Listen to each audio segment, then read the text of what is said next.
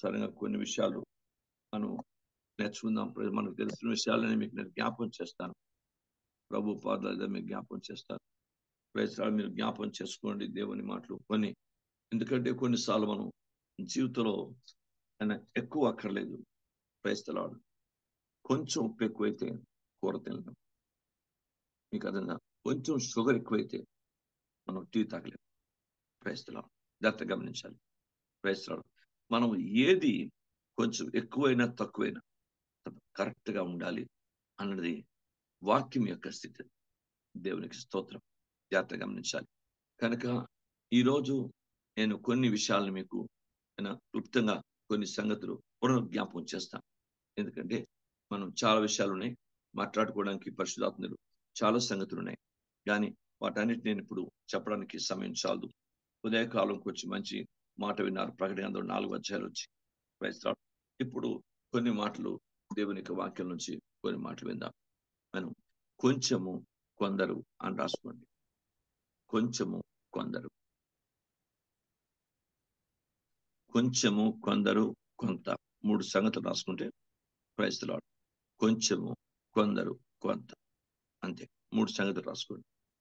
3 విషయాల్లో నేను కొంచెము గురించి ముందు చెప్తాను. లేఖనాలు మీకు తెలిసిన సంగతులు పునర్జ్ఞాపకం చేస్తాను. అప్పుడు మీకు కొంచెం మరికొంచెం మీ ఆత్మీయ జీవితానికి మేలు కలిగే అవకాశం ఉంటుంది. దేవుని స్తోత్రం. ప్రసంగి గ్రంథం తీయండి, 10వ అధ్యాయం తీయండి, మొదటి వచనం చూడండి. ప్రసంగి గ్రంథం.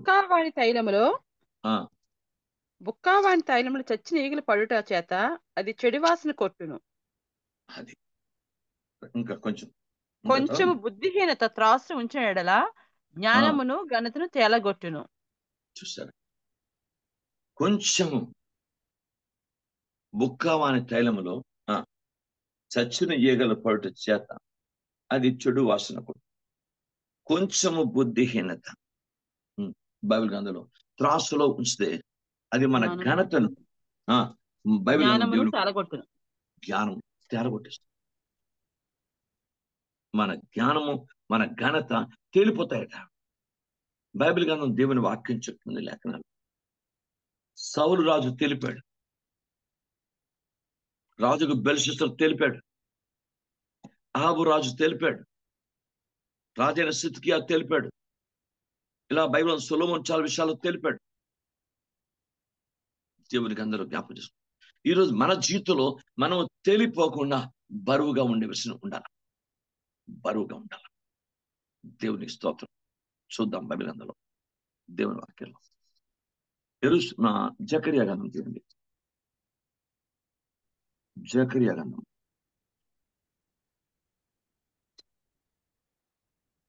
తండ్రి మీకు వందనాలు. మా జీవితాలతో మీరు మాట్లాడండి. అందరూ జకరియా గ్రంథం తీయండి, 12వ అధ్యాయం 3వ వచనం చదవండి. ఆ దినమందు నేను యెరూషలేమును సమస్తమైన జనులకు బరువైన రాయిగా చేతును. దాన్ని ఎత్తి మోయవారందరూ మిక్కిలి గాయపడుదురు. భూజనులందరూ దానికి విరోధులై కూడుదురు. నేను యెరూషలేమును ఏం చేస్తాడు? బరువైన రాయిగా చేతును. యేసుక్రీస్తుని దేంతో పోల్చాడు? పునాదిలో పరలోకం యెరూషలేములో పునాదిగా వేసిన వాడు. రాతిని పునాది వేసిన నేను. సియోన్లో రాతిని పునాది వేసిన నేనే. క్రైస్తవుడు. ఆ పునాది ఎవరు? జీసస్. ఆ రాయి ఎవరు? జీసస్. ఆయన రాయితో పోల్చాడు. ముఖ్యమైన మూలరాయి ఉంటుండగా మీరు ప్రవక్తలో పోస్టుల మీద కట్టబడిన పునాది మీద మీరు కట్టబడి ఉన్నారు. అంటే రాయితో ఎవరిని పోల్చాడు? జీసస్. మరి సంఘం ఏమైంది? రాయితో పోల్చాడు. మీరు బరువైన రాయిగా ఉండాలంటాడు. తేలిపోయిన వారు కాకూడదంటాడు. కొంచెం బుద్ధి అంతా తేలగొట్టేస్తుంది. నాకైనా మీకైనా సంఘంలో సమాజంలో మన కుటుంబంలో మనం జాగ్రత్త పడతాం. తండ్రి నేను ఎక్కడ తేలిపోకూడదు. బరువుగా నీ ఆత్మీయత బరువు ఉండాలి, నీ అండర్స్టాండింగ్ బరువు ఉండాలి, నీ ప్రేమ బరువు ఉండాలి, నీ విశ్వాసం బరువు ఉండాలి, నీ పరిశుద్ధ బరువు ఉండాలి, నీ నమ్మకత్వం బరువు ఉండాలి, నీ ప్రార్థనా జీవితం బరువు ఉండాలి, దైవాకర్షణ బరువు ఉండాలి. అది బరువు లేకపోతే తేలిపోతాం. నేను యెరూషలేమును బరువైన రాయిగా ఉంచుతాను, ఎవరు దాన్ని మోయలేరు. మోయి వారందరూ పడిపోతారు. కానీ బైబిల్ గ్రంథం చెప్తుంది, దేవుని వాక్య సంఘము ఎవరు మోయగలరు? యేసు. లేఖనాలు చెప్తుంది, మీరు కూడా నువ్వు నీ జీవితం బరువైన రాయిగా ఉండాలా. యెరూషలేము అంటే సంఘం. యెరూషలేము అంటే దేవుని వాక్యం చెప్తుంది, నేను మీరు కూడా నేర్చుకుందాం. ప్రభు నాకు బరువైన రాయిగా తీయండి. దేవుని స్తోత్రం.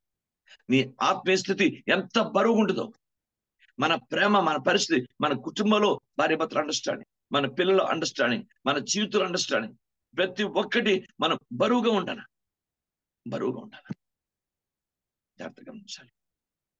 కొన్నిసార్లు అన్యులకున్న ఓర్పు మనకుండదు, అన్యులకున్న సహనం మనకుండదు, రక్షణ లేని క్రైస్తవులకున్న సహనం ఓర్పు మనకుండదు. కొన్నిసార్లు మనం తేలిపోతుంటాం, కొన్ని పరిస్థితుల్లో తేలిపోతుంటాం. నేనైనా మీరని నేర్చుకోండి. అందరికీ ప్రభు నాతో మాట్లాడుతాడు, మీతో మాట్లాడతాడు. దేంట్లోనే మనం తేలిపోకూడదు. జాగ్రత్త గమనించాలి. చాలా జాగ్రత్త కలిగి ఉండాలి ఆత్మస్థితి. ఎందుకంటే సంవత్సరాంతర దినాల్లో ఉన్నాం. కొంచెము ఏ పరిస్థితులు కూడా బుద్ధిహీనత ఉండడానికి లేదు. బైబిల్ గ్రంథంలో ఉంది, లేఖనంలో. ప్రసంగం 5:4 చదవండి.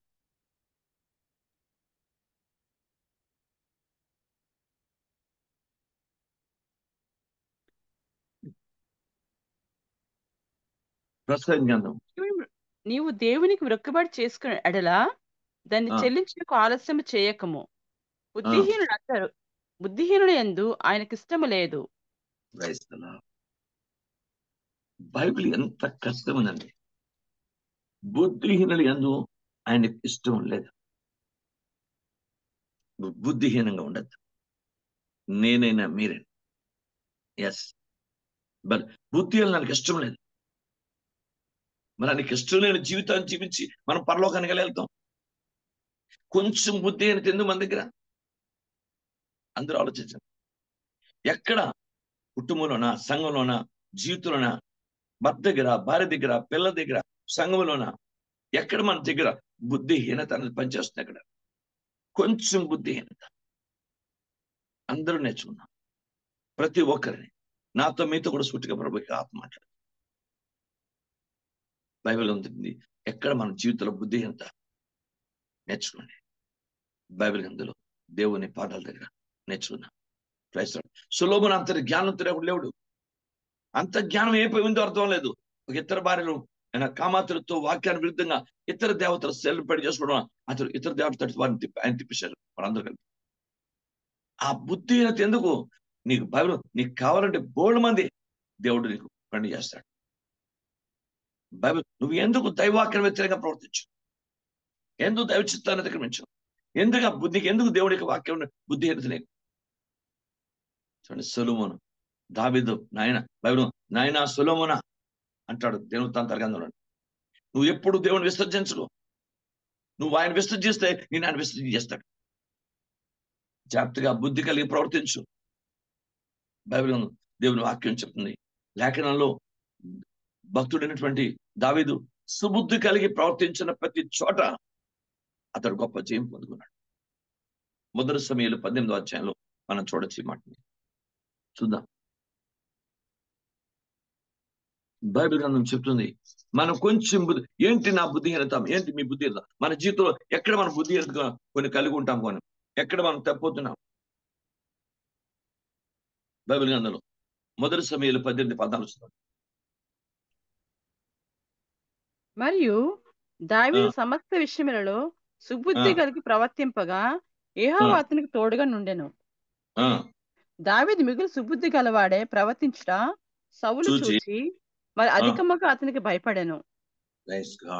రాజే అతని ఎందుకు భయపడినంత సుబుద్ధి ఆయన దగ్గర ఉంది.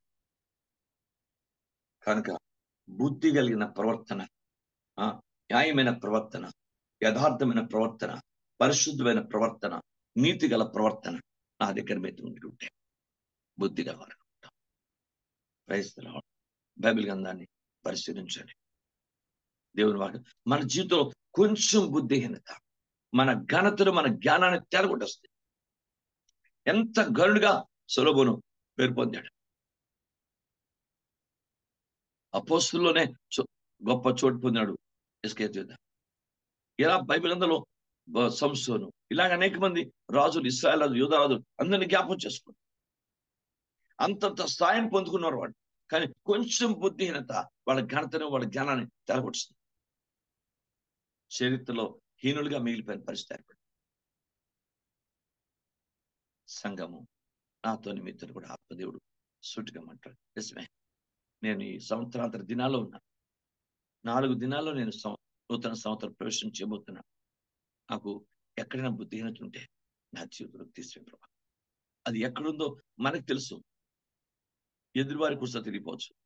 కొన్నిసార్లు దేవుడు మన జీవితంలో చూస్తాడు, మన జీవితంలో ఆయనకి తెలియదంటూ ప్రపంచంలో తెలియపోవచ్చు. ఈవెన్ మన భర్త తెలియపోవచ్చు, మన భార్యకు తెలియపోవచ్చు, మన బిడ్డకు తెలియపోవచ్చు, మన కుటుంబాలు. ఎక్కడ నా బుద్ధిహీనత ఉంది? ఆ బుద్ధిహీనత కదా ఘనతను తెలగొట్టేస్తుంది. అంత మంచితనాన్ని, అంత ప్రేమను, అంత పరిశుద్ధులు, అంత దైవత్వాన్ని తెలగొట్టేస్తుంది. అంత ఘనత కలిగినటువంటి వ్యక్తిని కూడా తెలగొట్టేస్తుంది బుద్ధిహీనత కదా. కనుక కొంచెం బుద్ధిహీనత వద్దు. నేను ఆ కొంచెం నా దగ్గర ఉంది, ఆ కొంచెం పరిస్థితి నా దగ్గర ఉంది, ఆ కొంచెాన్ని నా నుండి తీసివే ప్రభా అని పౌలు ప్రార్థించారు. కొంచెం బుద్ధిహీనత తీసివేయండి. దేవుడి పాదాలు, తండ్రి నన్ను క్షమించయ్యా. నీ సిలువు రక్తంలో నా ప్రతి దోషం మరోసారి కడగ. నా కొంచెం బుద్ధి నా జీవితానికి ఎంత బలహీనపరుస్తుందయ్యా. ఎందుకు ఆ బుద్ధిహీనంగా మనం కొన్నిసార్లు ఫీల్ అవుతాం, ఎందుకు ఎంత బుద్ధిహీనంగా ప్రవర్తించాను అని తెలుసు కూడా. నేను ఎందుకు ఇలా మాట్లాడాను, ఎందుకు ఇలా జీవించాను అన్నది మనందరి జీవితంలో నేనైనా మీరైనా, నేను 100% పర్ఫెక్ట్ కాకపోవచ్చు, అందరూ నేర్చుకుందాం. నా కొంచెం బుద్ధి అయితే నా జీవితాన్ని ఎందుకు ఇంత బలహీనపరిచాను. తండ్రి క్షమించయ్యా, క్షమించయ్యా. ఇలా ఉండకపోతే బాగున్నాము, ఇలా మాట్లాడకపోతే బాగున్నాము, ఇలా ప్రవర్తించకపోతే బాగున్నాము, ఇలా ఈ స్థితిలో నేను చేయకపోతే బాగున్నాము అన్న తలంపు తర్వాత సహజం. అది మనకి కాదు, అందరికీ సహజం. అందరూ నేర్చుకుంటాం. క్షమించండి ప్రభా. అయ్యా, ఆ కొంచెం బుద్ధి ఎంత నా నుండి తీసివేసి నన్ను బుద్ధిమంతుడిగా నన్ను చెప్పు. బుద్ధిమంతులైతే వాటిని గ్రహించదు. దేవునికి స్తోత్రం. మరి బుద్ధిమంతులైతే ఆకాశ నక్షత్రం ప్రకాశిస్తారు. బుద్ధిమంతులకి ఎన్నో ఆశీర్వాదాలు. కనుక అంత బుద్ధిమంతులు కూడా కొంచెంకి వచ్చేసరికి, కొన్ని సంగతుల్లో, కొన్ని పరిస్థితుల్లో, కొన్ని విషయాలకు వచ్చేసరికి అయ్యో బుద్ధిహీనతను మనం ప్రదర్శన చేస్తుంటాం. ఆ బుద్ధిహీనతే మన జీవితాన్ని గెలుబడి చేసి మనని బాధ కలిగించే పరిస్థితి తీసుకెళ్తుంది. అది వాక్యానుసారమైంది. లేకుండా మీరు నేర్చుకుందాం. నిజమే, వాక్యం నాతో మాట్లాడుతుంటాం. నేను బుద్ధిహీనంగా ప్రవర్తించబట్టే కదా. నా బుద్ధిహీన ప్రతి ఒక్కరు నేర్చుకుందాం. ఎక్కడ సంఘంలో ఉన్న, సమాజంలో ఉన్న, కుటుంబంలో ఉన్న, బంధువుల మధ్య, స్నేహితుల మధ్య, ఇతరుల మధ్య, లేక రక్త సంబంధం మధ్య ఎక్కడ మన బుద్ధిహీనత పనిచేస్తుంది. క్షమించి ఈ సంవత్సరం ఇంకా సంవత్సరం నెలాఖరులో ఉన్నాం కనుక, సంవత్సరేక అంతంలో ఉన్నాం కనుక ప్రభా, ఆ చిన్న బుద్ధి కూడా లేకుండా భావి జీవితంలో నేను నూతన సంవత్సరంలో దైవిక బుద్ధి కలిగి, సుబుద్ధి కలిగి, ఆత్మానుసారమైన బుద్ధి కలిగి, స్వస్థ బుద్ధి కలిగి, నేను దైవిక బుద్ధి కలిగి జీవించినట్టు మరొకసారి నన్ను నూతనపరచండి. Praise the name of Jesus. దేవునికి స్తోత్రం. రెండో విషయాన్ని త్వరగా చూద్దాం. యాకోబు రాసిన పత్రికలో 3వ అధ్యాయం 4వ వచనం.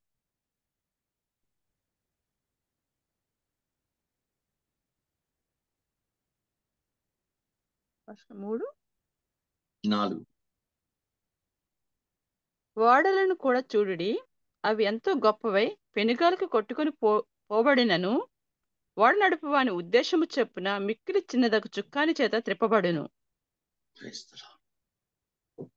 ఇంకా అలాగుననే నాలుక కూడా చిన్న అవయవమునైనను బహుగా అదిరిపడును. ఎంత కొంచెం నిప్పు ఎంత విస్తారమైన అడవిని తగలబెట్టును. నాలుక అగ్నియే. నాలుక మన అవయవములలో ఉంచబడిన పాప ప్రపంచమై సర్వ శరీరమునకు మాలిన్యము కలుగు చేయొచ్చు. ప్రకృతి చక్రమునకు చిచ్చు పెట్టును. అది నరకము చేత చిచ్చు పెట్టబడును. కొంచెం నిప్పు ఎంత డేంజర్, అడవిని తగిలిపెట్టేస్తారు. కొంచెం నిప్పు చాలా బైబిల్ గ్రంథంలో ఉంది. గిచ్చోను, బైబిల్ గిచ్చోను కాదు, ఎస్ గిచ్చోని చూపిస్తారు మాకు. తండ్రి మీకు వందనాలు. బైబిల్ గ్రంథంలో న్యాయాధిపతి గ్రంథం తండ్రి స్తోత్రం. 6వ అధ్యాయం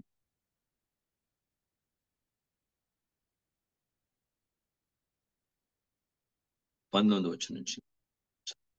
అప్పుడు గిచ్చోను లోపలికి పోయి ఒక మేక పిల్లను తూమెడు పిండితో పొంగని భక్ష్యములను సిద్ధపరిచి ఆ మాంసమును గంపలో ఉంచి అది వండిన నీళ్లను అది నీళ్ల కుండలో పోసి ఆయన కొరకు ఆ మస్త వృక్షం కింద దాన్ని తీసుకుని వచ్చి దగ్గరగా ఉంచుగా దేవదూత ఆ మాంసమును ఆ పొంగని భక్షను పట్టుకొని రాతి మీద పెట్టి నీళ్లు పోయమని అతనితో చెప్పారు.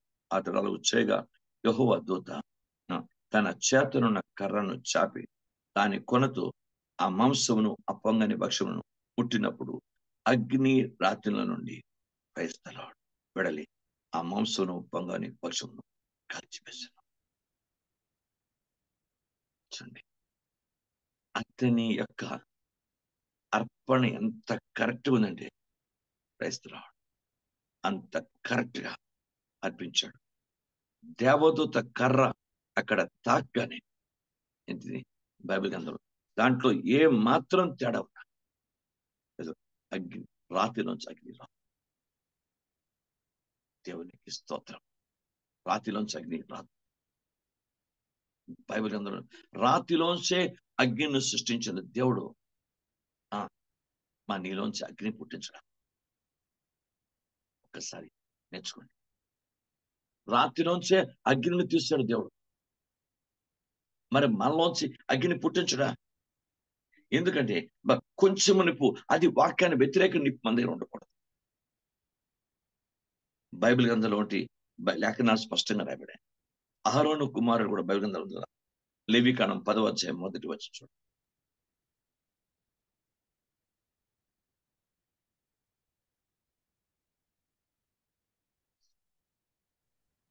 లేవికాండం 10వ అధ్యాయం. అహరోను కుమారులైన నాదాబు అబీహులు తమ తమ ధూపాత్రలు తీసుకొని వాటిలో నిప్పులుంచి వాటి మీద ధూపద్రవ్యము వేసి యెహోవా తమకు ఆజ్ఞాపింపని వేరొక అగ్నిని ఆయన సన్నిధికి తేగా యెహోవా సన్నిధి నుండి అగ్ని బయలుదేరి వారిని కాల్చివేశాను.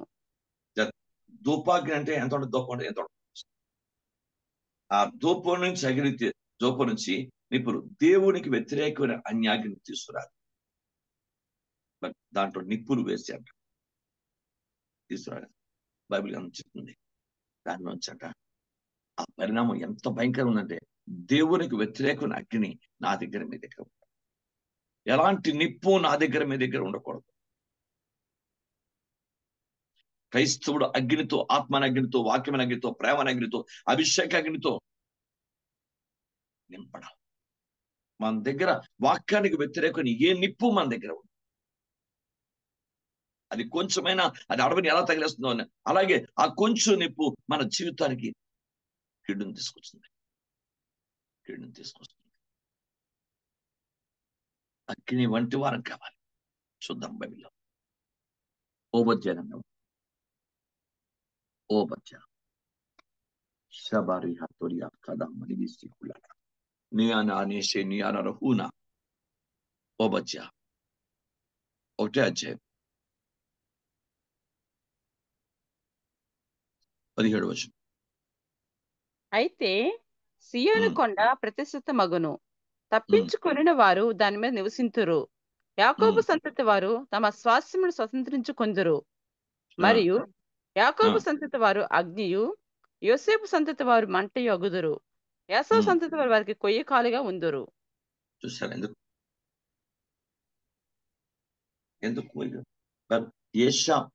యోసేపు సంతతి వారు మంటగా ఉంటారు. దేవుని వాక్యం రాబడింది లేఖనాలు. యాకోబు సంతతి వారు అగ్నిగా ఉంటారు. మరి ఎందుకు ఈయన ఏశావు కొంచెం ఒక్క పూట తిండి, కొంచెం అది ఒక్క పూట తిండి కొరకు ఆ కొంచెము అతని అగ్నిని, అతని జీవితాన్ని, అతను కూడా అగ్నిగా ఉండవలసిన వాడే. మంటగా లేదు, అగ్నిగా లేదు. అతడు కొయ్యి కాలుగా అంటే కాలిపోయిన స్థాయిలో ఉన్నాడు. కొంచెము మీరు మంచివాళ్ళు, యు ఆర్ గుడ్ పీపుల్, కానీ కొంచెము మన దగ్గర ఏదో నెగిటివ్ స్పిరిట్, నెగిటివ్ ఆలోచన, నెగిటివ్ తలం, నెగిటివ్ పరిస్థితులు ఏవో మన దగ్గర, మన కుటుంబంలో, మన జీవితంలో, మన వ్యక్తిగతంగా, కుటుంబపరంగా, సంఘపరంగా, సమాజంలో ఏదైనా మన దగ్గర దైవ చిత్తాన్ని వ్యతిరేకమైంది నా దగ్గర, మీ దగ్గర ఏదున్నా ప్రభా సంవత్సరాంతరం తినాలి ఆ నెగిటివ్తో ఆ మమ్మల్ని కాల్చివేసే పరిస్థితి మాకొద్దు. బైబిల్ గ్రంథం చెప్తుంది, దేవుని యొక్క వాక్యంలో నేనైనా సరే మీరైనా సరే కాలిపోకుండా జాగ్రత్త పడాలి. ఎందుకంటే మనమే అగ్నిగా మారాలి, మనమే అగ్నిగా బైబిల్ సద్రాకు మెషాకు అబేద్నెగో అగ్నిగా ఉన్నారు కనుక అగ్నిలో కాలిపోలేదు.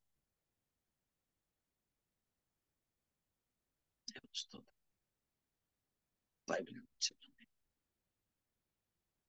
దేవుని వాక్యంలో ఉంది.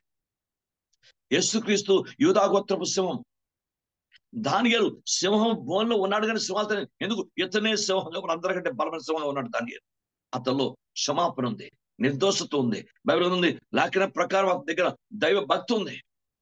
నేను నా దృష్టికి, దేవుని దృష్టికి నిర్దోషిగా కనబడినందున, భక్తిపరుడుగా ఉన్నందున నన్ను సింహాలు ఏమి చేయలేదు. కారణం అతడే సింహంగా ఉన్నాడు. యూదా అతనిలో వాక్యం ఉంది, విశిష్ట దైవ జ్ఞానం ఉంది, దేవునికి లోబడిన నమ్మకత్వం ఉంది, దైవ దేనత్వం ఉంది, ఎలాంటి అపవిత్రత అంటకుండా జాగ్రత్త పడిన పవిత్రమైన ప్రత్యేక జీవితం ఉంది. అతన్ని అతన్ని పట్టుకోవడానికి, అతన్ని ముట్టుకోవడానికి, అతన్ని చంపడానికి సింహాలకు అనుమతి లేదు. ఎందుకంటే అతనే దైవికమైన సింహంగా ఉన్నాడు. సింహాల దగ్గర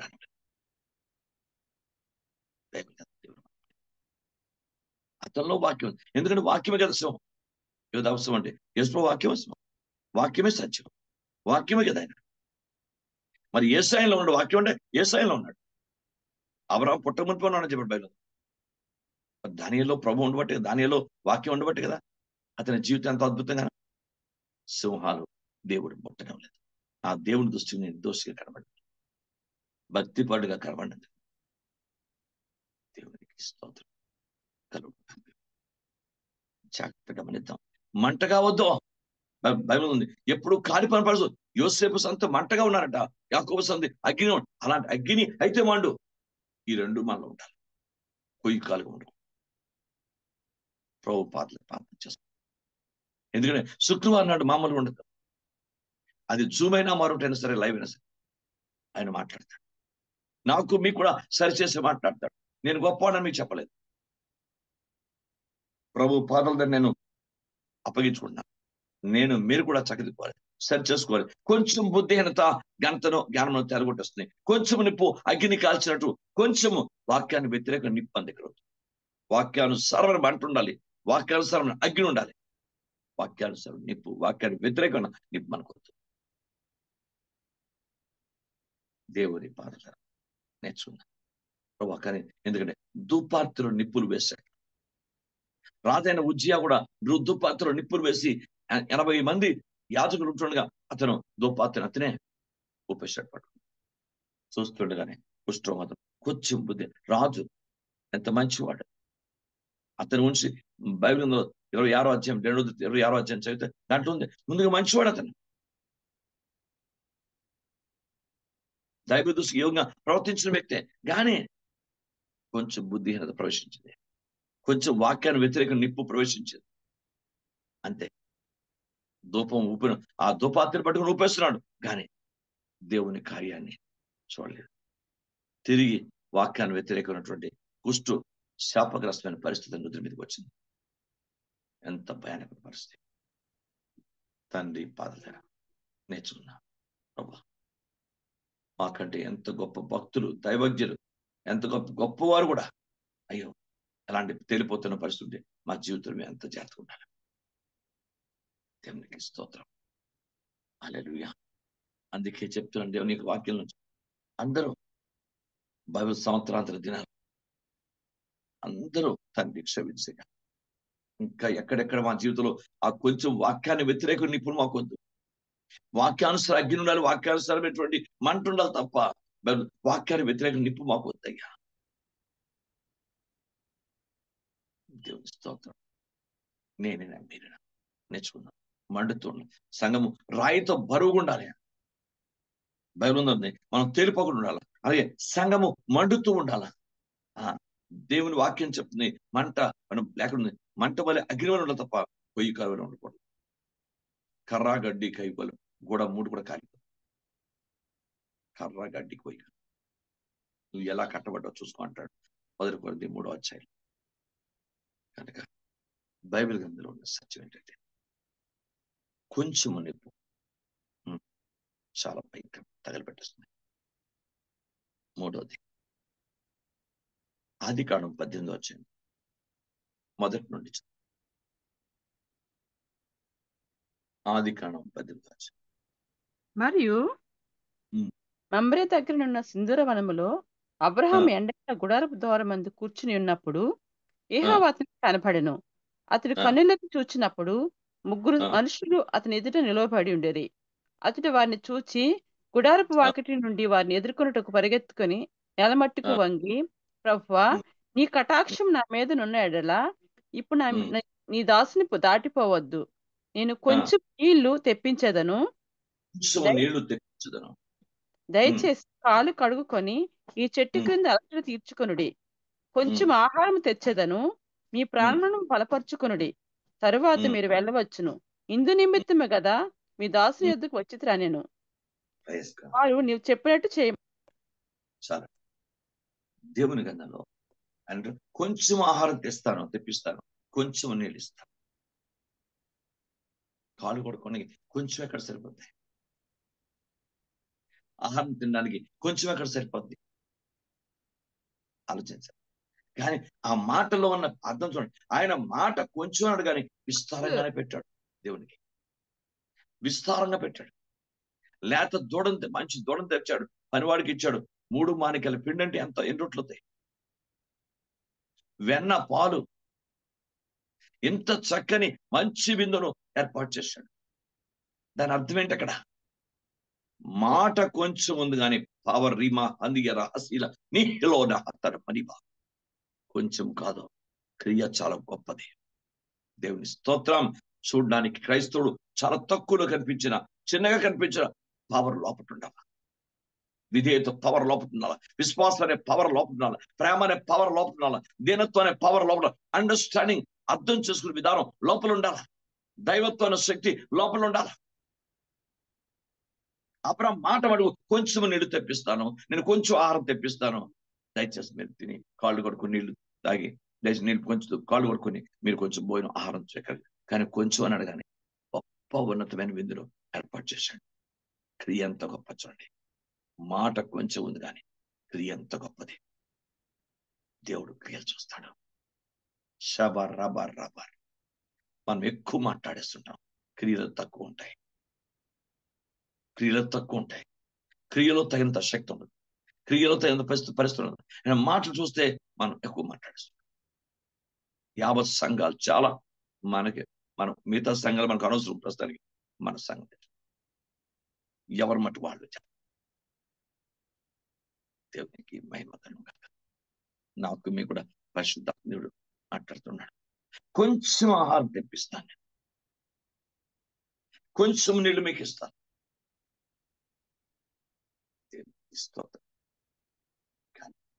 క్రియ చూస్తే, బుద్ధి చూస్తే, విశ్వాసం చూస్తే, ప్రేమ చూస్తే, తగ్గించుకునే విధానం చూస్తే చాలా టాప్ లో ఉన్నాడు. చాలా ఉన్నత స్థానంలో గొప్ప మోతాదులో ఉన్నాడు. చూడటానికి తక్కువగా కనిపిస్తున్నాడు. కొంచెం అంటున్నాడు, కొంచెం. దేవునికి మహిమ కలుగుగాక. బైబిల్ దేవుని వాక్యం చెప్తుంది, నేనేనా మీరేనా? ప్రభు నిజమే, మా మాటల కొద్ది ఉండాలి, మా క్రియలో ఆత్మీయంగా ఎక్కువ ఉండాలి, అభిషేకంతో ఉండాలి, వాక్యానుసారం ఉండాలి, ఆత్మానుసారం ఉండాలి, ప్రభుకి మహిమకరంగా ఉండాలి, ప్రభు మెచ్చుకునే విధంగా ఉండాలి. అది మా క్రియలు అట్లా ఉండాలి. అవి దైవదృష్టి యోగ్యమైనటువంటి దైవదృష్టి యోగ్యమైన క్రియలుగా ఉండాలి. ప్రైస్తలాడు.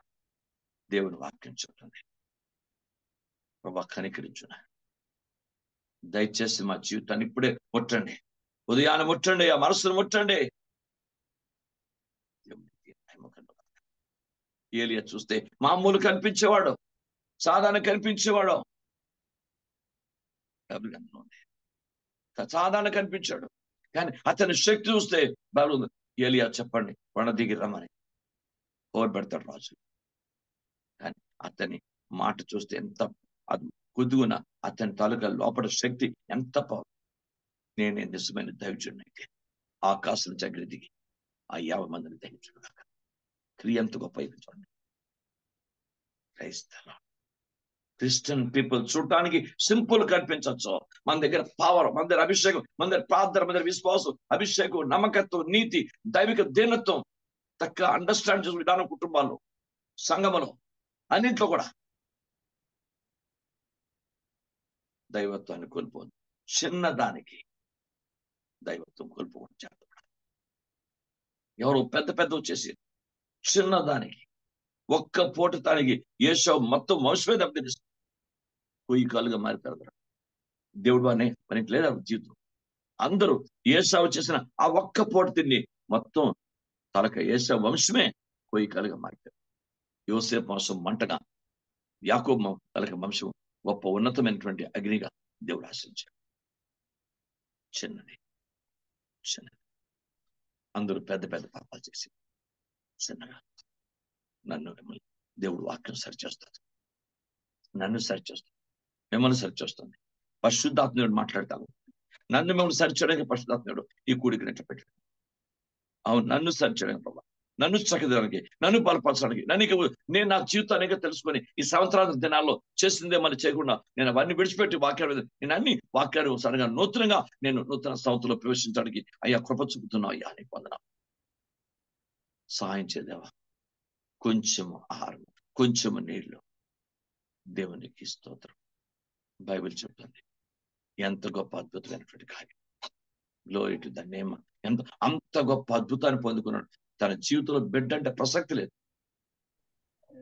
100 ఏళ్ళు నిండు వాడికి ఎక్కడ ఉంటుంది ఆ లోపల బిడ్డ పుట్టించే శక్తి ఎక్కడ ఉండదు. ఈ రోజు నీ జీవితంలో, నా జీవితంలో దేవా కనికరించయ్యా. ఇంకా మాలో నూతన తగిన కృప, తగిన స్పిరిచువల్, మ్యూచువల్, ఫిజికల్ అండర్స్టాండింగ్ మా జీవితాల్లో, మా కుటుంబాల్లో, సంఘంలో దయచేయమని అందరూ నేర్చుకున్నాం. మనందరిలో కూడా దేవా దయచేసి తగిన స్థితి ఇవ్వండి. వాక్యాలు సమస్య ఇవ్వండి. తండ్రి పాలు నేర్చుకున్నాం. కొంచెం బైబిల్ అందరూ బుద్ధి అనత కొంచెం ఆహారం. కొంచెం ఆహారమైన చెప్పాడు. కొంచెం అని అడగాన మాట, కానీ ఎంత మంచి ఆహారం. పాలు, పెరుగు, 3 మానికల పిండితో రొట్టెలు, ఒక దూడంత ముగ్గురికే. అంత అద్భుతమైనటువంటి కార్యం ఈరోజు నేను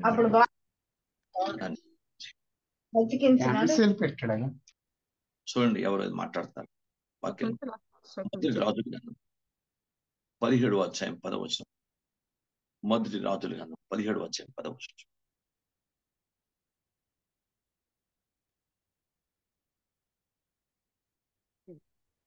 అందుకతడు లేచి సారేపతులకు పోయి పట్టణపు గవని యొద్దకు రాగా, ఒక విధవరాలు అచ్చట కట్టెలు ఏరుచున్నట్టు చూచి ఆమెను పిలిచి, త్రాగుటకై పాత్రలో కొంచెం నీళ్లు నాకు తీసుకుని రమ్మని వేడుకొనెను. నాకు కొంచెం నీళ్లు తీసుకురా. ఏం చెప్పాడు? నాకు 2 గ్లాసులు పాలు తీసుకుని చెప్పలే, ఒక డబ్బాడు పాలు తీసుకుని చెప్పలే, ఒక బాటిల్తో పాలు తీసుకుని చెప్పలే, 1 కేజీ మాంసం వస్తున్నాను అనుకోండి చెప్పలే. ఆలోచించండి. దేవుని స్తోత్రం. ఆ దైవజనుడు చెప్పింది బైబిల్ గ్రంథంలో లేఖనం. అతడు దేవుడు కూడా ఓ మాట, మంచి మాట మాట్లాడాడు. చూద్దాం. మొదటి రాజుల గ్రంథం.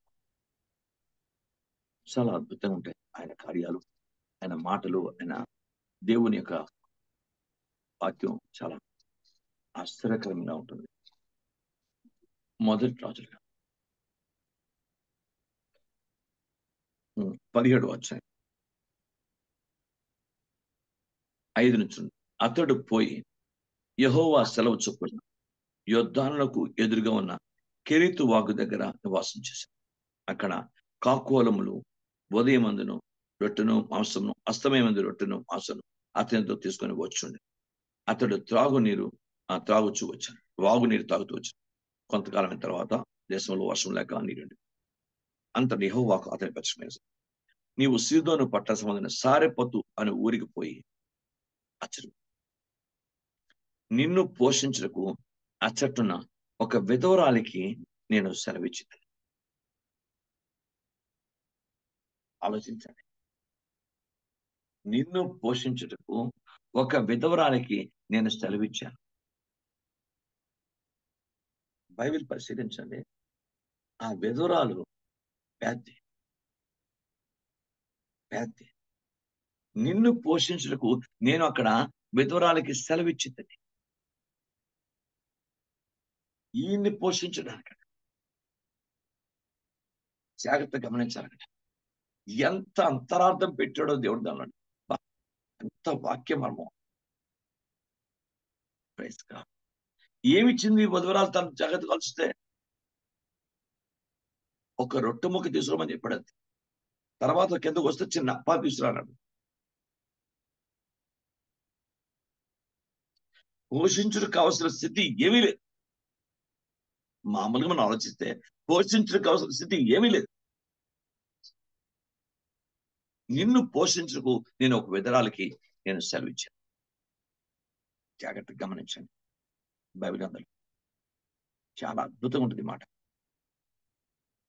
అందుకతడు లేచి సారెపతు నాకు పోయి పట్టణపు గవిని యొద్దకు రాగా ఒక విధవరాలు కట్టెలు ఏరుచుంటాడు చూసి ఆమెను పిలిచి తాగుటికి పాత్రతో కొంచెం నీళ్లు నాకు తీసుకొని రమ్మని వేడుకొని, గుర్తుపెట్టుకోండి, వేడుకొని. మాట ఎంత బాగుంటుందా? వేడుకొని, ఆజ్ఞాపించలేదు, కమాండ్ చేయలేదు. ఎక్కడ కొంచెం అమ్మా నాకు కొంచెం మంచి నీళ్ళు తీస్తాడు, వేడుకున్నాడు. దేవునికి స్తోత్రం. వేడుకున్నాడు. అసలు యాక్చువల్ గా దేవునికి వాక్య ప్రకారం అతను వస్తే ఇతన్ని పోషించడానికి ఒక విధరాలు ఆజ్ఞ దేవుడు సెలవిచ్చాడు. కానీ ఇక్కడ బైబిల్ ఉంది, ఇతను బ్రతుములాడుకునే రీతిలో వేడుకొని అంటే బ్రతులాడుకొని వేడుకొని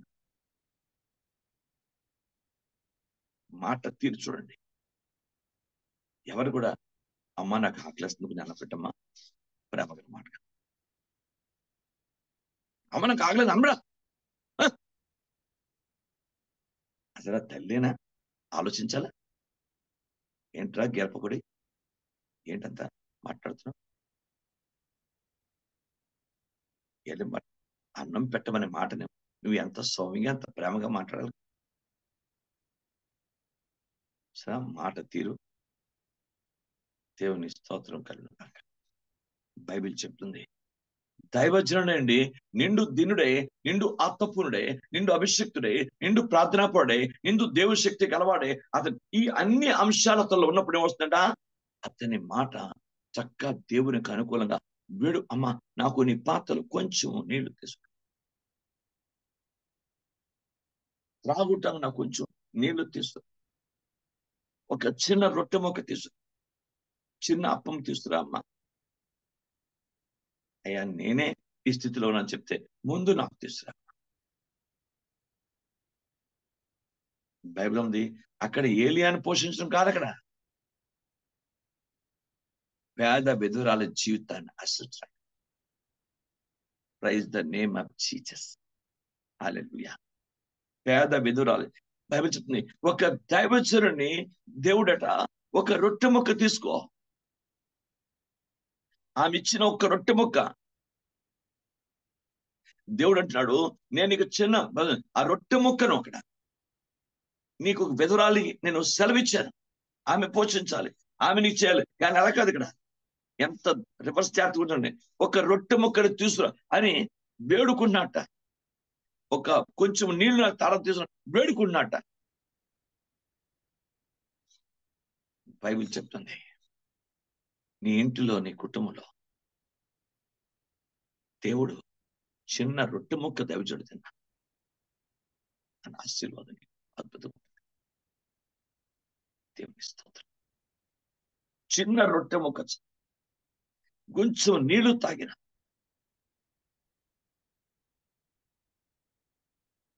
కొంచెము నీళ్లు తాగిన ఈ ఆశీర్వాదం, ఈ అర్థం, ఈ దైవికమైన మనస్సు ఆలోచించాలన్నాడు.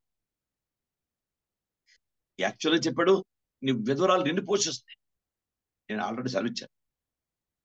కానీ విధవరాలు ఒక్క రొట్టె మొక్కే తెలుస్తుంది.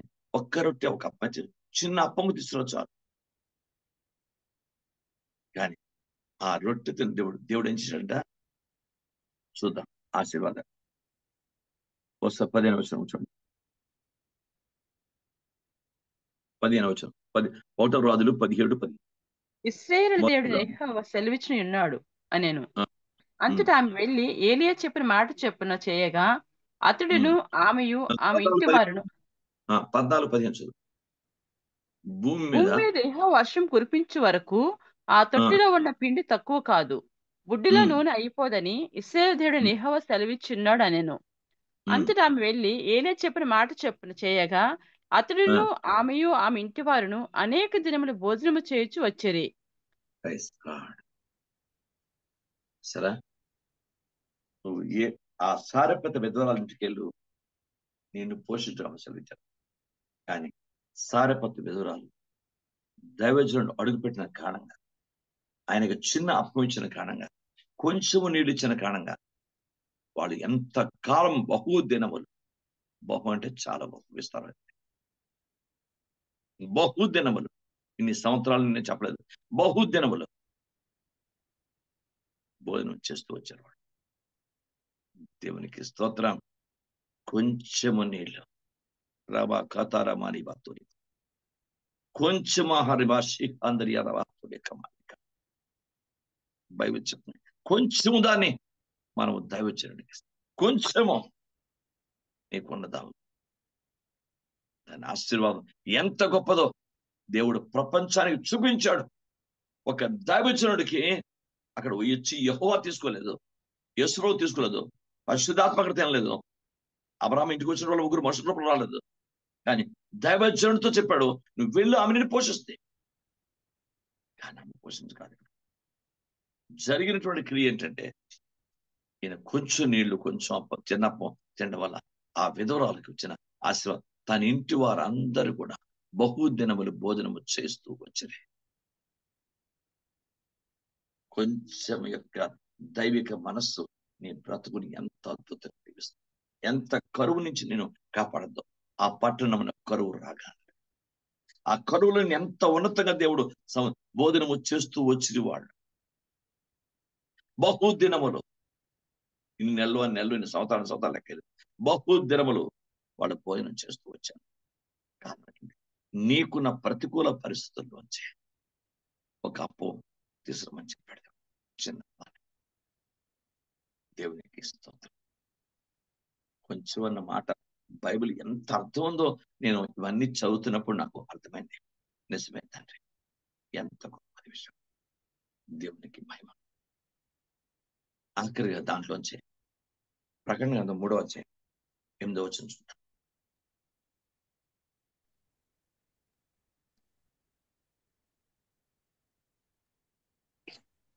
నీ క్రియలు నేను ఎరుగుదును, నీకున్న శక్తి కొంచెమై ఉండినను నీవు నా వాక్యము గైకొని నా నామం ఎరుగుననలేదు. ఇదిగో తలుపుని ఎదుట తీసి ఉంచి ఉన్నాను, దాన్ని ఎవడు వేయనేరడు. నీకున్న శక్తి కొంచెమైనా సరే, ఎంత అద్భుతం. నీకున్న శక్తి కొంచెమైనా సరే, ప్రైజ్ గాడ్. నువ్వు లేకుండా ఎంత మంచి మాట పరిశుద్ధాత్మ దేవుడు ప్రభు సెలవిస్తున్న మాట. నీ క్రియలను ఎరుగుదును, నీకున్న శక్తి కొంచెమై ఉండినను నీవు నా వాక్యమును గైకొని నా నామం ఎరుగునను అనలేదు.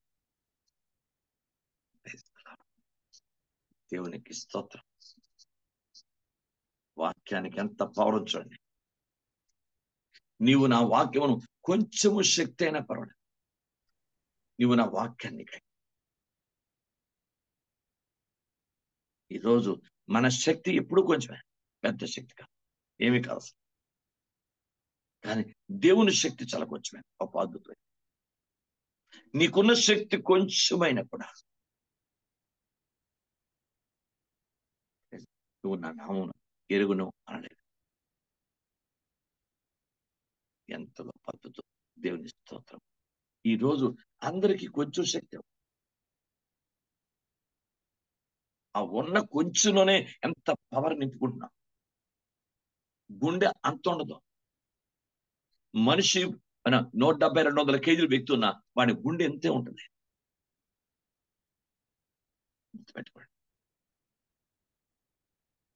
కాళ్ళు చేతులా ఉండొచ్చు, ముఖం పెద్దగా కనిపించవచ్చు, బట్ లోపల గుండె మటుకు అంతే ఉంటుంది. ఏ సైజులో ఉండాలో ఆరోగ్యవంతుడికి అంతే ఉంటుంది.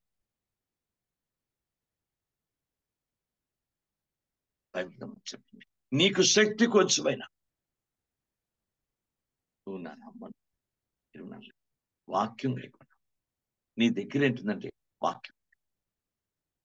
వాక్యానికి మించిన ధనం, వాక్యానికి మించిన శక్తి, వాక్యానికి మించినటువంటి స్థితి ప్రపంచంలో ఇక్కడ. దేవునికి వాక్యమే గొప్ప ధనం. వాక్యం మన జీవితంలో గొప్ప సమస్తం. వాక్యం నీ దగ్గర బైబిల్ నీ శక్తి కొంచెమైనా ఉన్న మాటలు ఓర్పుతో నా మాటను గైకొన్నావు కనుక క్రైస్తవం. బైబిల్ గ్రంథం చెప్తుంది, దేవుని వాక్యం చాలా అద్భుతమైనటువంటి మాట చెప్పాడు. దేవుని వాక్యం ఏం చెప్పాడు లేఖనంలో చూడండి. ఇదిగో తలుపు నీ ఎదుట తీసి ఎంచి ఉన్నాను, దాన్ని ఎవడు వేయన్నాడు. దేవునికి స్తోత్రం. తలుపు అన్నాడు కానీ దానిలో ఎన్నో ఆశీర్వాదాలు ఉన్నాయి. హల్లెలూయా, దేవునికి మహిమ కలుగును. తలుపు అన్నాడు, అది పరలోక ద్వారం కావచ్చు, భూమి మీద ఉన్న ఆశీర్వాదాల ద్వారం కావచ్చు, సువార్త ద్వారం కావచ్చు. దేవుని స్తోత్రం. తలుపు దాన్ని ఎప్పుడు ఆయన చెత్తలా ఉండి ఎవరు దాన్ని మూసే శక్తి వరకు లేదు. తలుపు నీ ఎదుట వేసి ఉన్నాను, మూసి వేసి తలుపు తెరిచి ఉన్నాను, అది ఎవడు మూయినాడు, ఎవడు వేయలేదు, అలాడు తెరిచాడు. వాక్యం గైకొన్న వ్యక్తికి దేవుడిచ్చే దైవికత ఏంటంటే లేఖనం చెప్పింది, నీకు అనేక ద్వారాలు, అనేక తలుపు తెరిచిపడుతుంది. ప్రైజ్ దాన్ని. ఈరోజు మరొకసారి దేవుని ఆత్మ నాతో మీతో మాట్లాడుతున్నాడు. ఎందుకంటే నీకున్న శక్తి కొంచెమే. ఆ ఉన్న శక్తిలోంచి నువ్వు వాక్యాన్ని ప్రాధాన్యత ఇచ్చావు, నువ్వు నా మాటకు ప్రాధాన్యత ఇచ్చావు. దాన్ని బట్టే నీకు అంతేకాదు, బైబిల్ అందరూ తలుపు బైబిల్ చూడాలి, దీవెనలు ఎన్నున్నాయో ఎవడనో వేయనాడు. ఇదిగో తలుపు నీ ఎదురు తీస్తున్నాడు. రెండోది, యూదులు కాకియే తాము యూదులమని అబద్ధమాడు సాతాను సంబంధం వారిని రప్పించను, వారు వచ్చి నీ పాదముల మీద పడి నమస్కారం చేసి ఇదిగో నేను నిన్ను ప్రేమించదని తెలుసుకున్నట్టు చేస్తున్నాను. రెండోది ఎవరెవరో సాతాను సంబంధం వచ్చి నీ పాదాలు మన పాదాలు పడేస్తాడు దేవుడు. మూడోది, నీవు నా ఓర్పు విషయం వాక్యమును గైకుంటూ కనుక భూనివాసులు శోధించడానికి లోకమంతర కలగబో సోదరిందు నిన్ను కాపాడదు. మూడు, ఒక వ్యక్తి దేవుని మాటను లేఖన ప్రకారం ఓర్మితో లేక ఓర్పుతో గైకొన్న ఆశీర్వాదం ఏంటంటే దేవుడు 3 మహాద్భుతమైన ఆశీర్వాదాలు ఇచ్చేసాడు. నీ కొరకు నేను తలుపు తెలుసు. సాతాను సంబంధించిన వారందరూ నీ పాదాలు పడేస్తారు. బైబిల్ అంటుంది, లోకమంతరికి శోధించబడడానికి రావాల్సిన భయంకరమైన ఆపదలో పరిస్థితులు ఆ శోధన కాలంలో నేను తప్పించి కాపాడు. అంత అద్భుతమైన కొంచెము నీకున్న శక్తి కొంచెం సరే, నువ్వు ఆ శక్తిని వాక్యానుసారంగా ఉపయోగించావు, ఆత్మానుసారంగా ఉపయోగించావు. నీ శక్తిని లోకానికి కాదు, నీ శక్తి ప్రపంచానికి కాదు, ఈ పరిస్థితులు ప్రపంచంలో మనుషుల నుంచి కాదు. నీ శక్తి, నీకున్న శక్తి అది దేవుంది. నీ లోపల శక్తి అది దేవుంది. అది దేవుని కొరకు వాడబడాలి, దేవుని మహిమార్థం వాడబడాలి, దేవుని చిత్తం నెరవేర్చడానికి వాడబడాలి, దేవుని రాజ్యం స్థాపించడానికి వాడబడాలి, దేవుని కొరకు ఆత్మలు సంపాదించడానికి వాడబడాలి, క్రీస్తు రాజ్యాన్ని వ్యాప్తి చేయడానికి వాడబడాలి. ఆ శక్తి కొంచెమైనా సరే, ఆ కొంచెంలోనే పవర్ అంతా ఉంది. దేవుడు ఒక్క మాట సెలవిచ్చాడు, ఆకాశం అక్కడ. ఆ ఒక్క మాట చాలు, ప్రపంచంలో 750 కోట్ల జనాభాకి ఈ రోజు ఆకాశం కావాల్సిన అంత సృష్టిలో ఆకాశం ఏర్పడింది.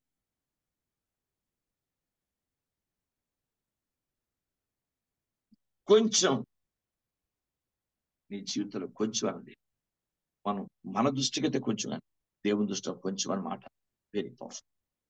నాకు అర్థమైంది, అది వెరీ పవర్ఫుల్. చాలా. దేవుని స్తోత్రం. నీకున్న శక్తి కొంచెం, ఇప్పుడు నీ దగ్గర శక్తి కొంచెం అవచ్చు. ఆ కొంచెంలో దేవునికి లోబడు, ఆ కొంచెంలో దేవుని వాక్యానికి లోబడు, ఆ కొంచెంలో దేవుని వాక్యాసరిగా అర్థం చేసుకునే ప్రయత్నం చేయి. ఆ కొంచెంలోనే దేవునికి అవకాశమే, ఆ కొంచెంలోనే దేవుని చిత్తాన్ని ప్రాధాన్యత, ఆ కొంచెంలోనే దేవుని వాక్యాన్ని ప్రాధాన్యత, ఆ కొంచెంలోనే దేవుని సంకల్పం నెరవేర్చడానికి ప్రయత్నం చేయి. కొంచెం చాలు, దాన్ని దేవుడు ఆశీర్వదిస్తాడు.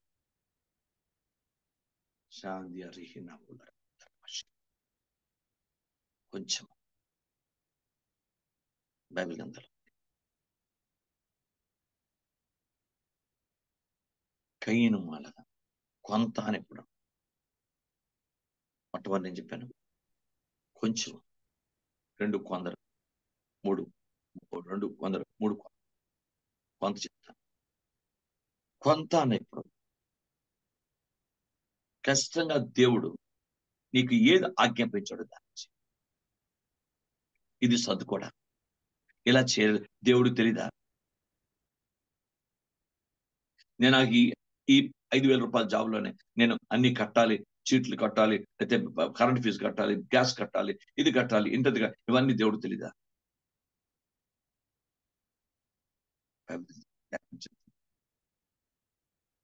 కొంత అని ఎప్పుడు ఎక్కడ రాయలేదు. ఏదో నాకు కొంత తెచ్చిపెట్టాను దేవుడు చెప్పడం.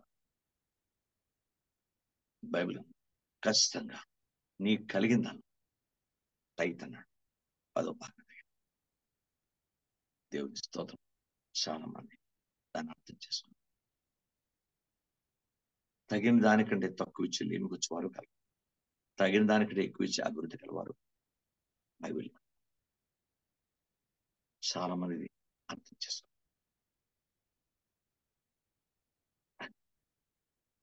బైబిల్ అంటుంది ఆయన పక్క దానికి ఒక పద్ధతి పెట్టి ఒక సంఖ్య ఇచ్చాడు, ఆ సంఖ్యను ఫాలో అవ్వాలి. బాధ 10వ వంతు అని చెప్పాడు, 10వ భాగం, దాన్ని ఫాలో అవ్వాలి. దాన్ని చాలా మంది దాన్ని అర్థం చేసుకునే పరిస్థితులు చాలా తక్కువ మంది జాగ్రత్త నేర్చుకుంది. కొంత అన్న పదం ఎప్పుడు కూడా దేవుడు ఎప్పుడు అక్కడ ఉపయోగించాడు. ఇది కయ్యను తనకు సబుద్ధిని బట్టి, స్వయిష్టాన్ని బట్టి, సొంత ఆలోచన బట్టి పంట పొలంలో కొంత తెచ్చిపెట్టాడు. అక్కడ మన ఇష్టాన్ని బట్టి కొంత వస్తుందేమో కానీ దేవుని ఇష్టం ఎప్పుడు కొంత. ఆయన వాక్యం ఏదుందో, ఆ సంఖ్య ఏదుందో, ఆ సంఖ్య ఆ ఇష్టమే ఆయన జరిగిస్తాడు. దేవునికి praise the name of Jesus. ఈరోజు తండ్రి పాదాల దగ్గర నేర్చుకున్నా, కొందరే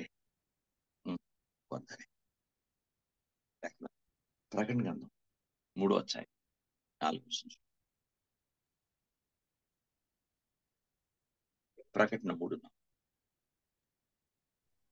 అయితే తమ వస్త్రములను అపవిత్రపరచుకొనని కొందరు సార్దీసులో నీ యొద్ద ఉన్నారు.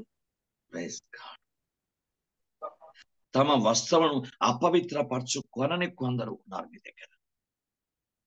అపవిత్రపరచుకున్నారు బోల్డ్ మంది ఉండొచ్చు, అపవిత్రపరచుకొనని కొందరు నీ దగ్గర ఉన్నారు. కొందరు, ఆ కొందరికి దేవుడు జయించే జీవితం ఇచ్చాడు. ఆ కొందరికి దేవుడు తెల్లని వస్త్రాలు ఇచ్చాడు. ఆ కొందరికే దేవుడు ఆశ్రయించాడు. పిలువబడిన వారు అనేకులు కానీ ఏర్పరచబడిన వారు కొందరే. ఆ ఏర్పరచబడిన జీవితమే దేవుడికి కావాలి. బైబిల్ గ్రంథంలో నీ పిలుపును ఏర్పాటును నిర్ధారణ చేసుకుని నిశ్చయం చేసుకోమని 2 పేతురు 1వ అధ్యాయం చెప్తున్నాయి. ఆ కొందరిలా మనం ఉండాలి. కొందరు ప్రభు యొక్క వాక్యాన్ని అవిశ్వాసం ఉంచలేదు. చాలా జాగ్రత్తగా ఆలోచిద్దాం. దేవుని వాక్యం ఉంది. యోహాను సువార్త 6:44 చదవండి. 3 క్లారిటీ చెప్పేస్తాను మీకు క్లుప్తంగా. యోహాను సువార్త 6:44. 44 పాస్టర్ గారిని. నన్ను పంపిన తండ్రి వారిని ఆకర్షించితేనే కానీ ఎవడును నా ఎద్దకు రాలేడు. అంత దినము నేను వారిని లేపుదును. వారందరూ దేవుని చేత. చూడండి, తప్పు చదివినట్టు. యోహాను సువార్త 6వ అధ్యాయం నేను తప్పు చెప్పాను, మీరు తప్పు చదివారు, నాకు అర్థం. 6 అదే 6:44 అన్నారు. నేను తప్పు చెప్పాను. 64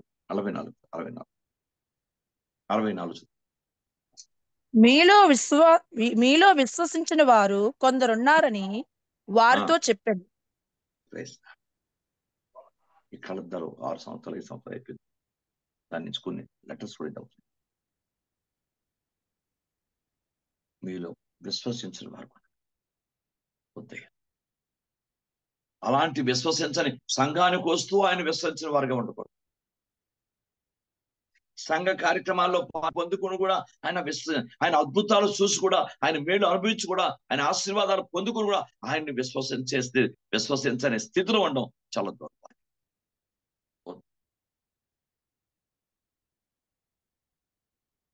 ఏర్పరచబడిన వారు కొందరిలో మనం ఉండాలి. పవిత్రపరచుకునే వారు అనగా అపవిత్రపరచుకోకుండా జీవించే ప్రత్యేక జీవితం కలిగిన వారు వారిలో మనం ఉండాలి. కానీ విశ్వసించని వారిలో మనం ఉండకూడదు. సంఘానికి వస్తున్నారు, వారు సంఘానికి వెళ్తున్నారు, విశ్వసించరండి పూర్తిగా. ఏం ఉన్నది ఉన్నట్టుగా ఆయన నమ్మరు.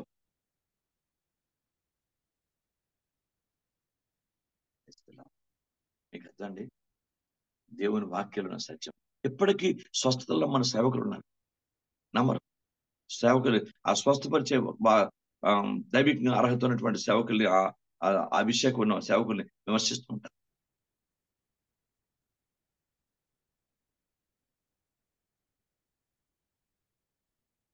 చాలా మంది స్వస్థపరిచే దైవజనులు, మంచి స్వస్థ అధికారం, స్వస్థ ఆత్మత, స్వస్థ అభిషేకం, స్వస్థ వరం కలిగిన దైవజనులు బోల్డ్ మంది. వాళ్ళు నిజంగా ప్రార్థన చేసి స్వస్థ వస్తుంది, కానీ వాళ్ళు నమ్మట్లేదు. కొంతమంది ఆ దైవజనులు విమర్శిస్తున్నారు, దైవ సేవకులే వాళ్ళకి విరుద్ధంగా ప్రసంగాలు చేస్తున్నారు.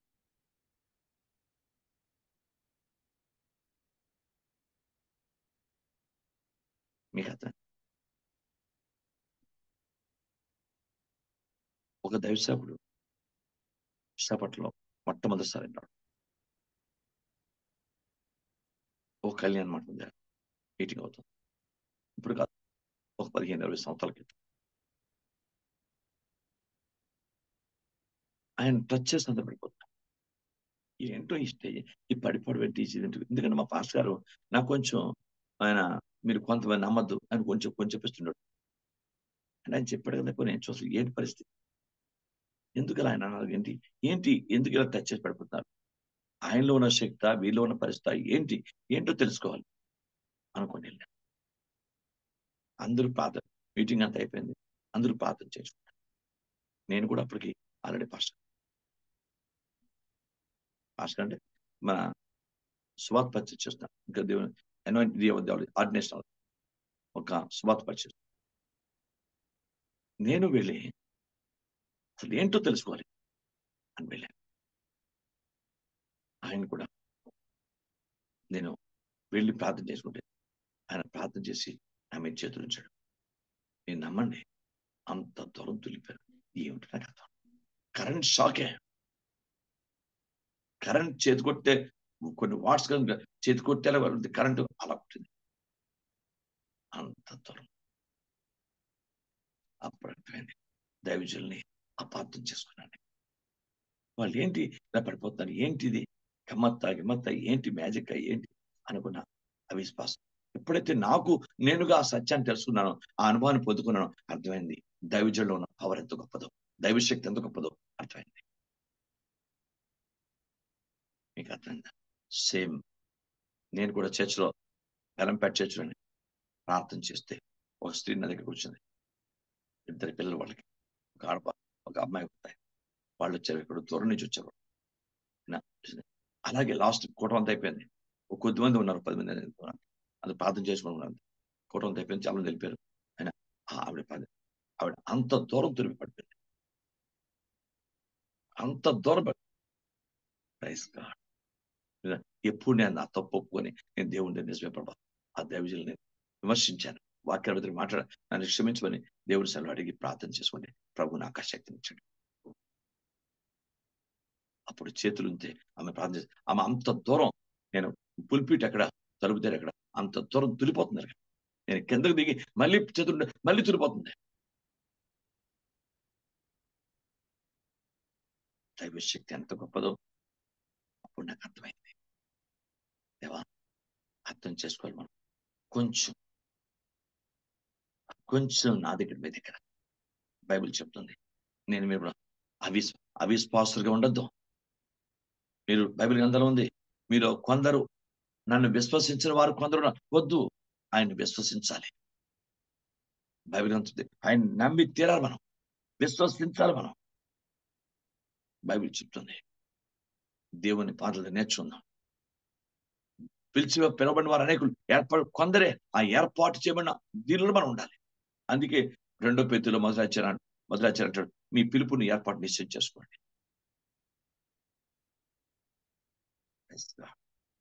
దేవుని వాక్యం చెప్తుంది, ఏర్పరచబడిన వారినే దేవుడు పోగు చేస్తాడని మత్తయి సువార్త 24వ అధ్యాయంలో రాయబడుతుంది.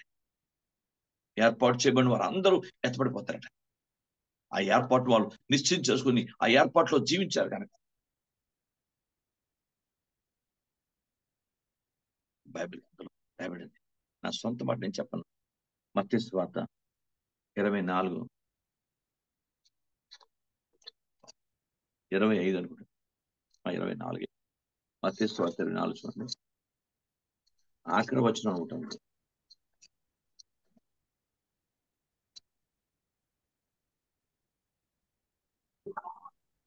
31 వచ్చారు. 24, 31. మరియు గొప్ప ఆయన గొప్ప బూరతో తన దూతలను పంపును. వారు ఆకాశం యొక్క ఈ చివరి నుండి ఆ చివరి వరకు నలుదిక్కుల నుండి ఆయన ఏర్పరచుకున్న వారిని పోగు చేతురు. 4 దిక్కులో ఉన్న దూతలు ఊరవస్తే ఎవరు వాళ్ళు పోగు చేస్తారు? ఏర్పాటు చేయని వారికి పోగు. అంటే ఏర్పాటును నిశ్చయం చేసుకుంటూ ఏర్పాటులో జీవించేవాడు. ఎందుకు దేవుడు ఏర్పాటు చేసుకున్నాడు చెప్పండి మీరు అక్కడి నుంచి జుమ్లోంచి. ఎందుకు దేవుడు ఏర్పాటు చేసుకున్నాడు? కనీస రిఫరెన్స్ చెప్పండి. దేవునితో సహవాసం చేయడానికి.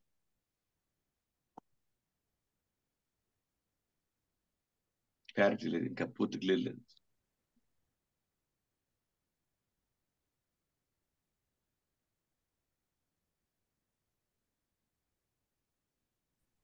నశించిన ఎదుగు రక్షించే 1000 ఏళ్ళ పరిపాలనలో ఆయనతో పాటు ఉండడానికి భాస్కరండి.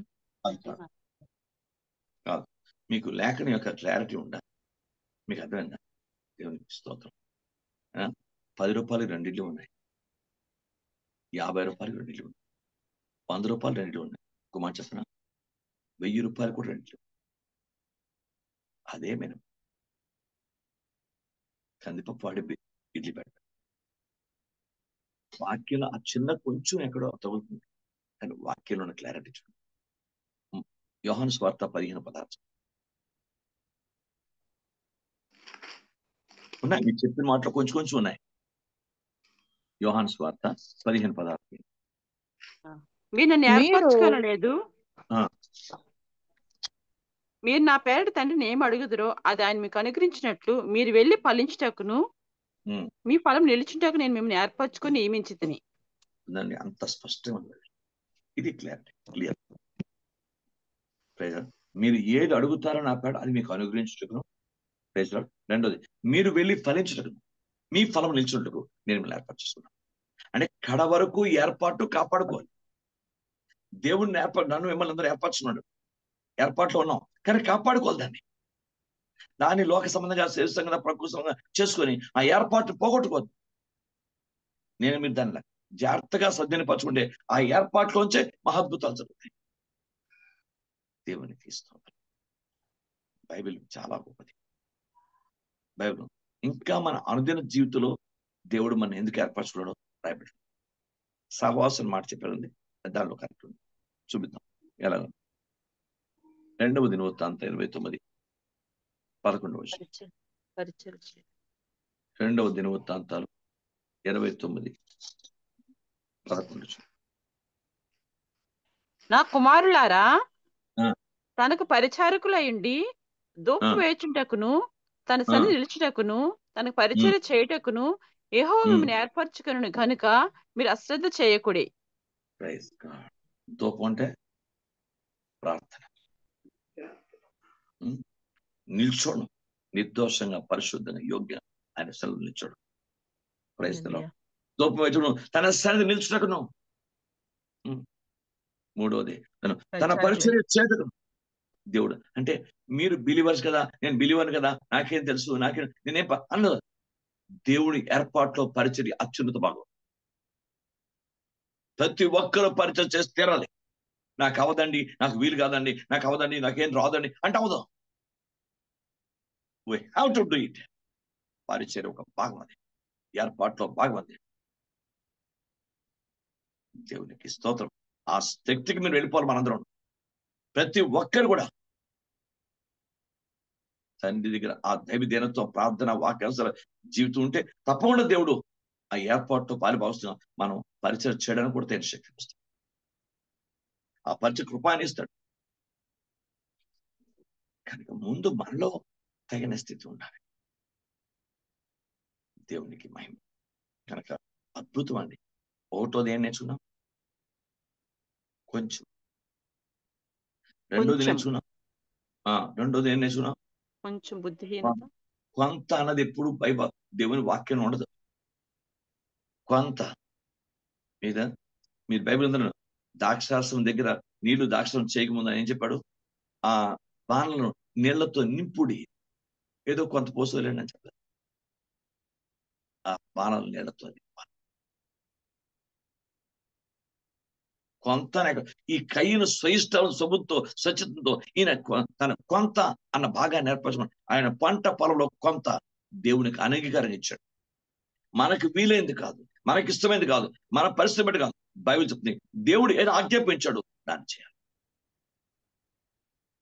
అలా చేసి చాలా మంది వాక్యాలు విధంగా చేసే పేదవారు. 3వది నేర్చుకున్నాం. కొంత కొంత. ఆ కొందరు పిలువబడిన వారు అనేకులు, ఏర్పాటు చేయని వారు ఆ ఏర్పాటులోనే ఆ ఏర్పాటును కాపాడుకుంటూ. ఎందుకు ఏర్పాటు చేసుకుంటే మనం ఫలించడానికి, మనం వెళ్ళడానికి, ఫలించడానికి, ఆ ఫలం నిలిచి ఉండాలి. అందుకే రండి రండి రండి అందరినీ. మీరు వెళ్తే బాబు, వెళితే ఆశ్రయం పెడతారు, వెళితే ఏర్పాటు నిశ్చయం చేసుకుంటారు, వెళితే ఆ ఏర్పాట్లు ఆశ్రయం పెడతారు. దేవునికి స్తోత్రం. బైబిల్ మీలోని కొందరు దేవుని నన్ను నమ్మని వారు కొందరు బైబిల్ అందరూ ఉంది. నా యందు విశ్వాసం ఉంచిన వారు కొందరు. అలాంటి కొందరిలో మనం వాళ్ళు వస్తారు, చర్చకు వస్తారు, కానీ వాక్యాన్ని వినరు, వాక్యాన్ని నమ్మరు, వాక్యాన్ని పట్ల తగిన అవగాహన ఉండదు, వాక్యానుసార జీవితం ఉండదు, ఏముండదు. నాలో మీలో కొందరు అవిశ్వాసమును, నా యందు అవిశ్వాసం ఉంచేవాళ్ళు, నమ్మని వారు కొందరు ఉన్నారు. ఆ లిస్టులో, ఆ గుంపులో అసలు ఉండదు. బైబిల్ చెప్తుంది ప్రకటన 3:4 ప్రకారం బైబిల్ తమ వస్త్రమును అపవిత్రపరచుకోండి కొందరు మీలో. Praise God. ఆ గుంపులు సంఘాల్లో లక్షల మంది ఉండొచ్చు, 1000 మంది ఉండొచ్చు, 100 మందే ఉండొచ్చు, 20 మంది ఉండొచ్చు. కానీ అపవిత్రపరచు కొనని కొందరులో మనం లబ రబ రబ అపవిత్రపరచు కొనని కొందరు మీలో. వాళ్ళకే జయించే జీతాన్ని దేవుడు దైవికమైనటువంటి తెల్లరి వస్త్రాలు వారికి, వాళ్ళు జయించు వారి కింద తీర్మానం చేయబడతారు. వాడికి తెల్లని వస్త్రాలు ఇస్తాడు. అందరికీ దేవుని స్తోత్రం. నేర్చుకున్నాను. ప్రభువా నన్ను కరుణించు. ఈ రోజు ఉపవాస కుడితారా నాతో మీరు సూటిగా మాట్లాడాలి. వాక్యానుసారంగా ఎలా ఉండాలి, వాక్యాన్ని వ్యతిరేకంగా ఉండకూడదని ఎంత చక్కగా దైవ వాక్యం ప్రకారం మాతో మీరు సూటిగా మాట్లాడారు. క్షమించు నాయన. మరోసారి నీ పాదాల దగ్గర నన్ను కరుణించు. వాక్యాన్ని కొంచెము ఆ కొంచెంలో ఎంత అర్థం ఉందో ప్రతి మాటను ధ్యానిస్తే ఎంత లోతైనటువంటి విషయాలు ఉన్నాయో. క్రైస్తవులు తండ్రి నన్ను కరుణించు. నన్ను కరిగించు. దేవుడికి ఇస్తాను. నన్ను క్షమించు. ప్రార్థన చేస్తాను. ప్రభా కొంచెం అంటే ఎంత అర్థం ఉందో, కొంత అంటే అర్థం ఏంటో, కొందరు అంటే దాని తరగతి పరిస్థితి కూలంకషంగా పరిశుద్ధాత్ముడు కొద్ది మాటలు మనకు తెలియజేశాను. తండ్రి నీ వాక్యం నాకు దీవించి నేను ఏర్పాటు చేయని వాళ్ళు ఉండాలి. అవిశ్వాస గుంపులోనే ఉండకూడదయ్యా ప్రభా. కనికరించు. నేను లేఖన ప్రకారం అపవిత్రపరచుకోవాలని కొందరిలో నేను ఉంటాను. నా వస్త్రాలు ఎప్పుడూ తెల్లగా, కొంచెం బుద్ధి ఎంత వద్దు, కొంచెం నిప్పు చాలా డేంజర్ వద్దు. బైబిల్ గ్రంథం చెప్పింది నాకు మీకు పరిశుద్ధ మాట్లాడతాడు. కానీ శక్తి కొంచెమైనా పర్వాలేదు. శక్తి కొంచెం నువ్వు ఫిలదెల్ఫియా సంఘం రాయబడిన ప్రకారం నువ్వు నా వాక్యాన్ని నేను 3 ఆశీర్వాదాలతో నింపాడు. దేవుని స్తోత్రం. 3 ఆశీర్వాదాలు నీ ఎదుట తలుపు తీస్తాను. సాతాను సంబంధించిన వారిని నీ పాదాల దగ్గర పడేస్తాను. 3వది రాబోతున్న శోధన కాలం నేను కాపాడు. 3 దీవెనలు. కొంచెము ప్రభు వాక్యానికి లోబడితే మన జీవితం ఎంత ఆశీర్వాదం. వాక్యాన్ని కొంచెంగా ఓర్పుతో మనం వాక్యాన్ని కైకొట్టే ఎంత దీవెనుందో చాలా స్పష్టంగా పరిశుద్ధాత్ముడు మాట్లాడు. ఇది నోటికి నోటి పాడు పరిశుద్ధాత్ముడు మాట్లాడి నాతో మాట్లాడి తండ్రి కొంచెం బుద్ధి అనేది తీసేసుకుందాం. కొంచెం దైవ వాక్యం వ్యతిరేకమైన పరిస్థితి తీసేసుకుందాం. ఏదైనా మన దగ్గర కొంచెం ఉంటే పరిశుద్ధాత్మ వ్యతిరేకమైన కొంచెం ఉంటే తీసేసుకుందాం. దేవుడి వాక్యానుసారంగా నేను మీరు మన జీవితాన్ని సరి చేసుకుందాం. దేవుడు తన మాటలో అన్నిటికీ దీవించను కాక ప్రభు యొక్క ఆత్మతో ప్రేరేపించబడి ప్రార్థించాను.